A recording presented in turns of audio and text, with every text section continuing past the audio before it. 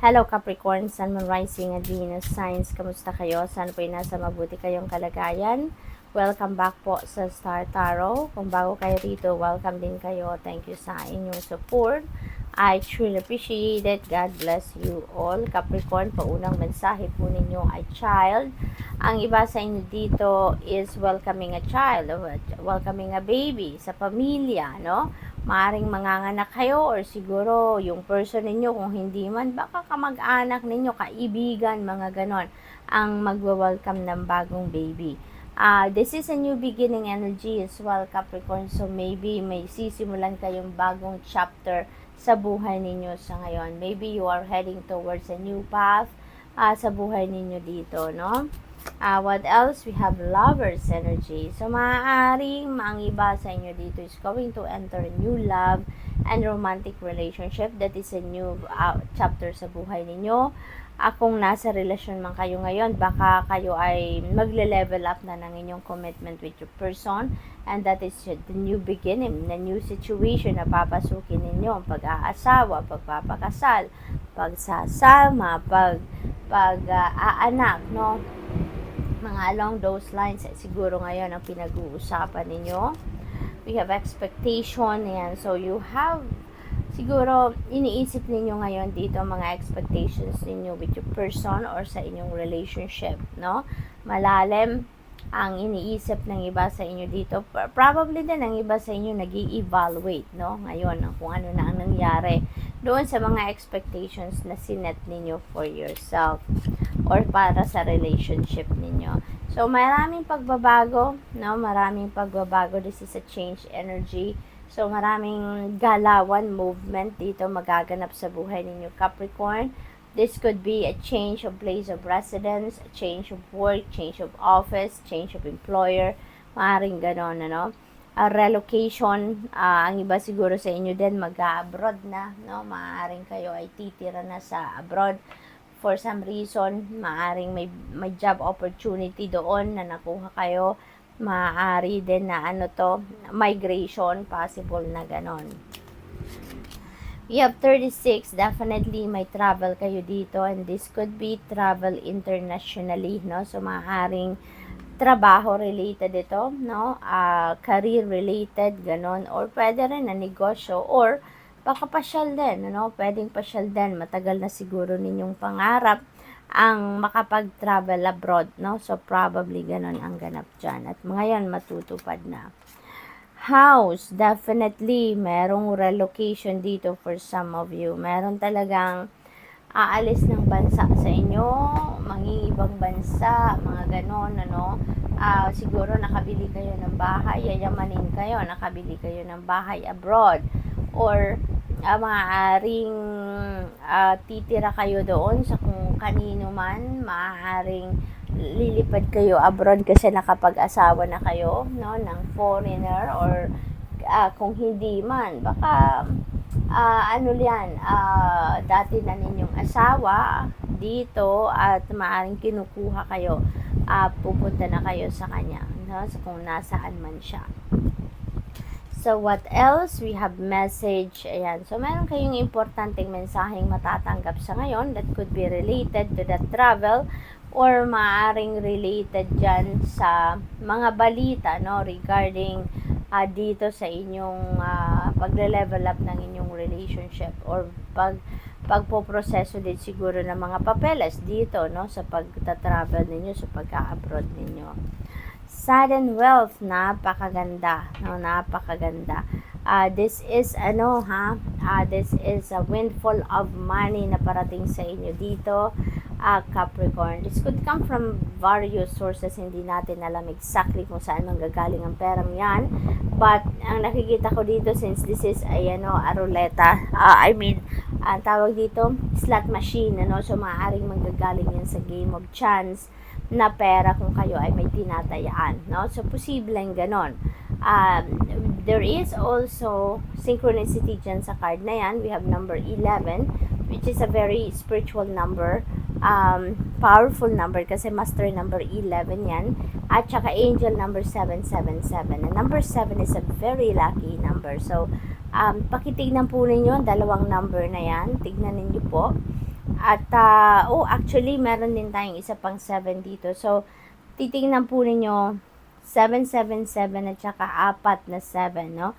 For more guidance. Kasi, doble-doble, 4 times pa pala yung swerte na meron kayo kasi meron tayong 4 na 7. So, good luck. That's all I have for you for today. Thank you for watching. Love and light. Namaste. Hello Virgo, Sun, Moon, Rising, and Venus signs. Kamusta kayo? Sana po nasa mabuti kayong kalagayan. Welcome back po sa Star Tarot. Kung bago kayo dito, welcome din kayo. Thank you sa inyong support. I truly appreciate it. God bless you all. Virgo house. Ayan. So, siguro meron kayong bagong bahay. Or maaari din na nagpapatayo kayo ng bahay sa ngayon, or probably renovations ang ginagawa, something like that. Baka yun din ang negosyo ninyo, baka nasa realty business din kayo, Virgo.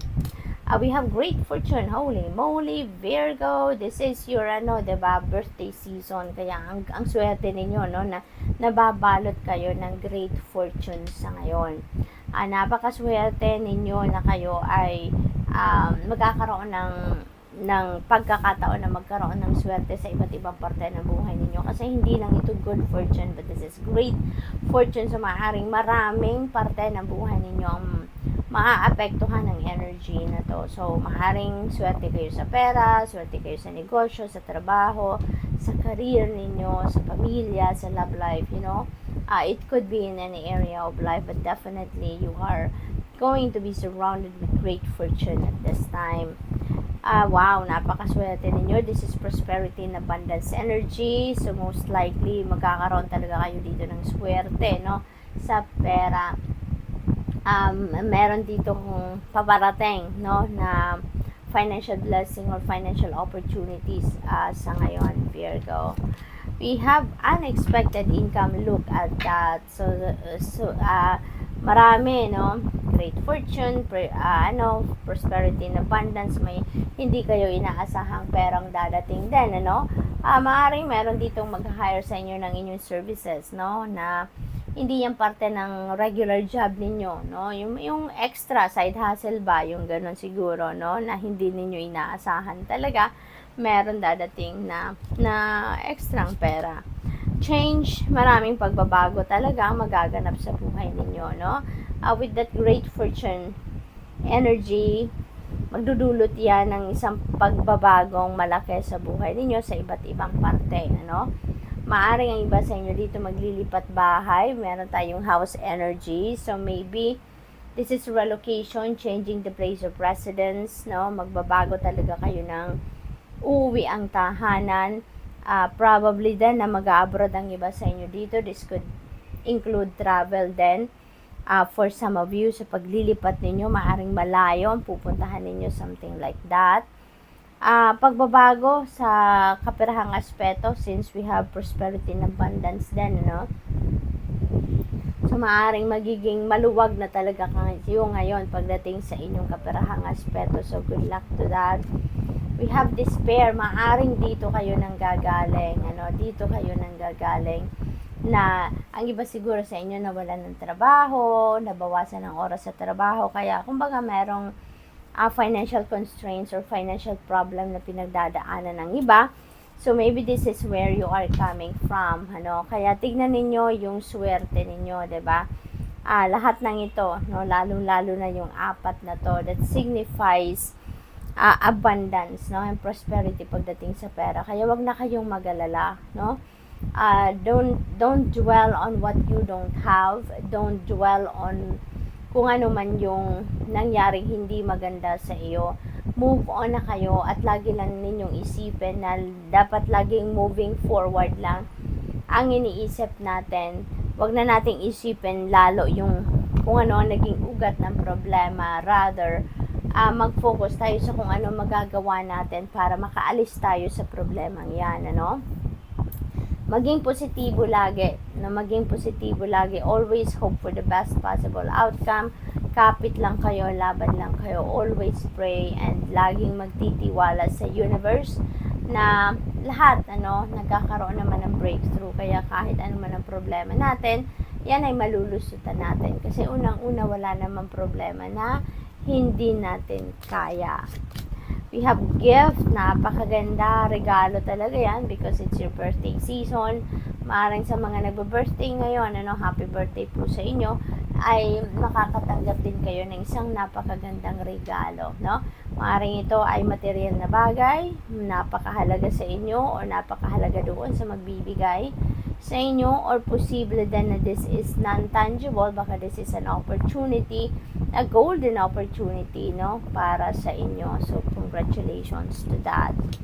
We have, oh wow, number 3, marriage. Maaring may kakasal dito sa inyo, Virgo, mag-aasawa na ang iba sa inyo dito, sa congratulations.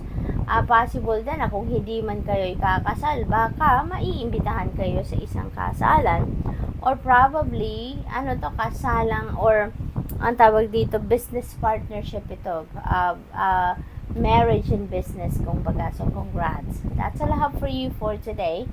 Thank you for watching. Love and light. Namaste.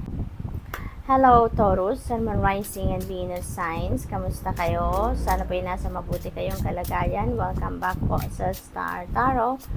Kung bago kayo rito, welcome din kayo. Thank you sa inyong support. I truly appreciate it. God bless you all. Taurus, mag-iingat kayo of whom you deal with sa ngayon at ano yung mga sinishare ninyong impormasyon. Mag-iingat kayo dyan. Be careful kasi meron ditong false person, no, na maaaring lumapit sa inyo. Akala ninyo sincero, totoo, dependable, pero yung pala yung nagpapanggap lang. Okay? So be careful. Be vigilant. House. Ayan. So siguro negosyo ninyo ito, Taurus, no? Maaaring nasa realty business kayo. Maaari din na nagpapatayo kayo ng bahay, nagpapa-renovate, nagpapapintura, something like that. Or this could also mean na si false person ay kasama nyo rin sa bahay. So meron ditong nagpe-pretend lang, no, na isang mabuting tao na kasama ninyo sa bahay, pero hindi naman. We have 18, child. Ayan. So, ang iba sa inyo dito is welcoming a new child, a new baby, sa pamilya. Maaaring yan ay anak ninyo. Kung hindi man kayo, baka sa mga kamag-anak ninyo, no, na parating, baka merong manganganak sa kanila, or merong mag-welcome sa kanila ng bagong baby. This is also a new beginning energy, no, na child energy. Kaya maaaring iba sa inyo magsisimula ng bagong chapter din sa buhay ninyo.